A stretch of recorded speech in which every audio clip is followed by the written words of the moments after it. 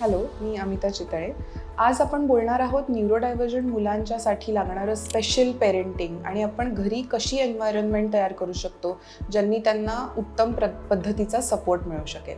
तर सर्वात महत्त्वाची गोष्ट म्हणजे लहान मुलं ज्यांना न्यूरोडायव्हर्जन्स आहे त्यांना सेफ्टीचा किंवा सेल्फ सेफ्टी जे आपण म्हणतो की अरे आपल्याला एखाद्या पायरीवरनं उडी मारायची असेल तर काहीतरी धरून उडी मारायला लागेल किंवा आपण कुठेतरी एकदम अचानक वळतोय तर मागे काहीतरी टोकदार ऑब्जेक्ट असू शकतं जे आपल्याला लागतं, टेबलाच्या खालनं काहीतरी आपल्याला काढायचं आणि आपण एकदम वर झालो तर टेबल लागू शकतं. अशा पद्धतीच्या ज्या गोष्टी आहेत हे समजणं थोडं अवघड जातं. सेन्स ऑफ सेफ्टी समजणं थोडं अवघड जातं.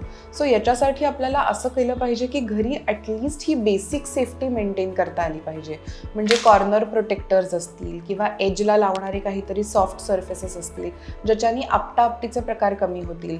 जसे छोटे बेबी गेट्स असतात की एखाद्या जिन्यावर असेल किंवा जिन्याखाली किंवा लिफ्टमध्ये आपल्याला लहान मुलांना ॲक्सेस बंद करायचा असेल तर त्यांना असे सेफ्टी गेट्स लावणं उपयोगी पडतं.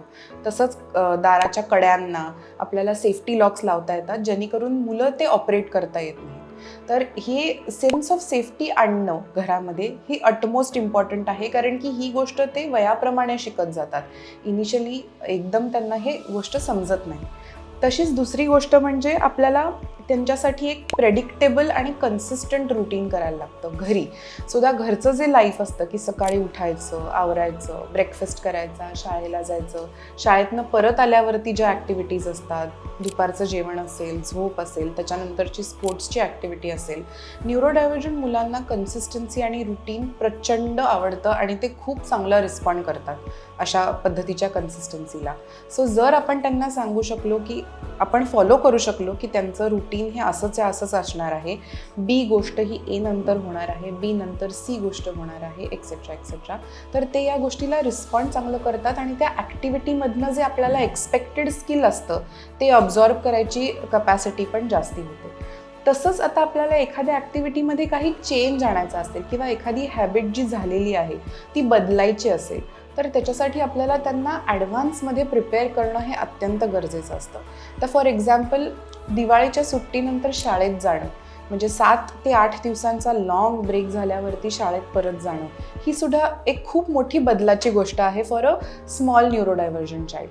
सो त्यांना शाळेच्या रुटीनबद्दल माहिती करून देणं, त्यांच्याशी कायम बोलणं की अरे तर सोमवार आल्यावरती आपल्याला सकाळी उठायचं आहे, हे कपडे घालायचे आहेत आणि असं ब्रेकफास्ट करून आपल्याला शाळेत जायचं आहे, शाळेमध्ये तुला XYZ टीचर मिळणार आहेत आणि मग त्यांच्याबरोबर तुम्ही ही ॲक्टिव्हिटी करणार आहात, इतक्या डिटेलपर्यंत जरी आपण एक्सप्लेन करू शकलो तर त्यांचा जो ॲक्सेप्टन्स असतो या चेंजसाठीचा तो खूप चांगला असतो. जरी आपल्याला वाटतं की हा खूप मोठा चेंज नाही आहे, पण फॉर अ चाइल्ड विथ न्यूरोडायव्हर्जन्स ही बरीच मोठी गोष्ट आहे. सो त्यांच्यासाठी आपण जितकं ॲडव्हान्समध्ये त्यांना प्रिपेअर करू शकू की आपल्याला आता ट्रिपला जायचं आहे, तर ट्रिपमध्ये आपल्याला काय करायचं आहे, तिथे आपल्याला आजूबाजूला काय दिसणार, तिथे हवा कशी असेल, तिथे आपण काय पद्धतीचं खाणं खाऊ, हे आपण जितकं त्यांना सांगू शकतो इन ॲडव्हान्स आणि प्रिपेअर करू शकतो, इवन फोटो दाखवून आपण सांगू शकलो तर व्हिज्युअल एडनी त्यांचा रिसेप्टिव्हनेस जो असतो या नवीन बदलासाठी हा खूप चांगला होतो.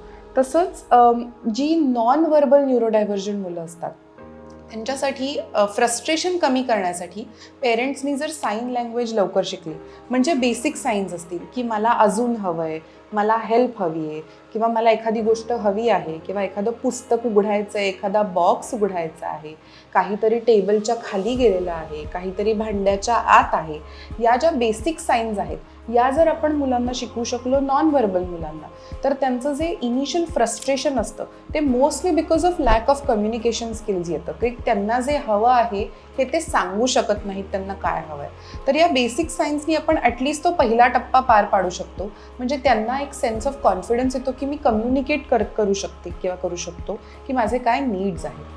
सो अशा पद्धतीने आपण पेरेंटिंगमध्ये नक्कीच सपोर्ट देऊ शकतो. त्याच्यातलं सर्वात महत्त्वाचं म्हणजे पेरेंट्सनी टीचर्स आणि थेरपिस्ट यांच्याबरोबर कायम टचमध्ये राहणं की शाळेमध्ये काय पद्धतीची ॲक्टिव्हिटी चालू आहे किंवा शाळेमध्ये किती लेवलचा इंडिपेंडन्स ते मूल हँडल करू शकतं, की इंडिपेंडेंटली बाथरूमला जाऊ शकते का, इंडिपेंडेंटली खाऊ पिऊ शकते का, इंडिपेंडेंटली स्वतःला जर काही खराब झालं असेल तर साफ करू शकते का, इंडिपेंडेंटली बूट घालू शकते का.